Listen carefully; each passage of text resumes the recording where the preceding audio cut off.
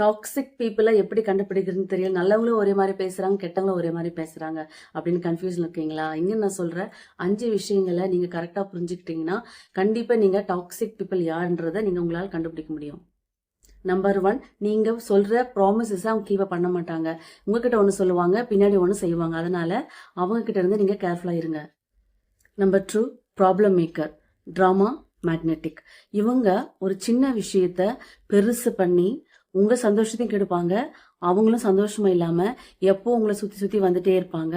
ப்ராப்ளத்தை இவரே கிரியேட் பண்ணிட்டு அந்த ப்ராப்ளம் சின்னதா இருந்தாலும் அதை பெருசா ஊதி உங்ககிட்ட சிம்பத்திக்காக உங்களே சுத்தி சுத்தி வந்து உங்க சந்தோஷத்தையும் கெடுக்கிறவங்களா இருப்பாரு. நம்பர் 3, எமோஷனல் டிரைவ் சக்கர். 5 நிமிஷம் நீங்க அவங்க கிட்ட பேசுறீங்கன்னா போதும், உங்க பாசிட்டிவான டாக்க அவங்க லிசன் பண்ண அவங்களுக்கு விருப்பம் இருக்காது. எப்பவும் அவங்க நெகட்டிவா பேசி உங்க பாசிட்டிவ் எமோஷனான ஹாப்பினஸ் கெடுத்து அவங்களும் ஹாப்பியா இருக்க மாட்டாங்க.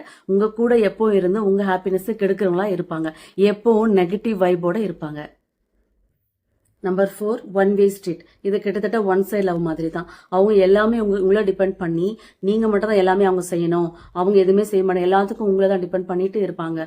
ஃப்ரெண்ட்ஷிப்ன்றது டேக் அண்ட் கிவ் தான். அதுதான் ஹெல்த்தியான ஃப்ரெண்ட்ஷிப். நீங்க மட்டுமே எல்லாமே பண்ணிட்டு இருந்தீங்கன்னா அது கண்டிப்பா உங்களுக்கும் ஃப்ரஸ்ட்ரேஷனா இருக்கும். ஃபினான்ஷியல கூட நீங்க தான் அவங்களுக்கு எல்லாமே செய்யணும், எல்லாமே வாங்கி தரணும்னு சொல்லி உங்களே டிபெண்ட் பண்ற மாதிரி ஆக்ட் பண்ணி உங்ககிட்ட இருக்கிற எல்லா மணியெல்லாம் அவங்க அழிக்கிறது கூட அவங்க சிரமப்பட மாட்டாங்க. அதனால இவங்க கிட்ட கேர்ஃபுல்லா இருங்க. அப்படி நீங்க செய்யலைன்னா, ஒரு நாள் நீங்க அவங்களுக்கு ஏதாச்சும் வாங்கி தரலைன்னா அவங்க உங்களை ஹர்ட் பண்றது கூட தயாரா இருப்பாங்க. ஸோ அவங்க கிட்ட நீங்க கேர்ஃபுல்லா இருங்க. உங்ககிட்ட இருக்கிற அந்த பணத்தெல்லாம் அழிக்கிறதுக்கு கூட அவங்க தயங்க மாட்டாங்க. Number 5, the fox fortune teller. மற்றவங்களுக்கு ஒரு கஷ்டமான சூழ்நிலை வரும்பொழுதோ இல்லை ஒரு கெடுதல் நடக்கும் பொழுதோ அவங்க சொல்லுவாங்க, பாத்தியா நான் அன்னைக்கே நினைச்சேன் அவங்களுக்கு இப்படி வரும்னு எனக்கு தெரியும் நல்லா அப்படின்னு சொல்லி அவங்களுக்கு மற்றவங்களுக்கு வர்ற கஷ்டத்துல அவங்க சந்தோஷப்படுவாங்க. அன்னைக்கு என்ன அவங்க இப்படி பண்ணாங்க, அதனாலதான் இன்னைக்கு அவங்களுக்கு இப்படி நடந்திருக்குன்னு சொல்லி ஒரு அதுல சந்தோஷப்படுற போலி ஜோஷிக்காரரா அவங்க இருப்பாங்க. அவங்க கிட்ட நீங்க கேர்ஃபுல்லா இருங்க. முடிஞ்சா அவங்கள அவாய்ட் பண்ணிக்கோங்க. ஏன்னா இன்னைக்கு மற்றவங்கள பேசுறவங்க நாளைக்கு உங்களை பேச மாட்டாங்கன்னு நிச்சயம்.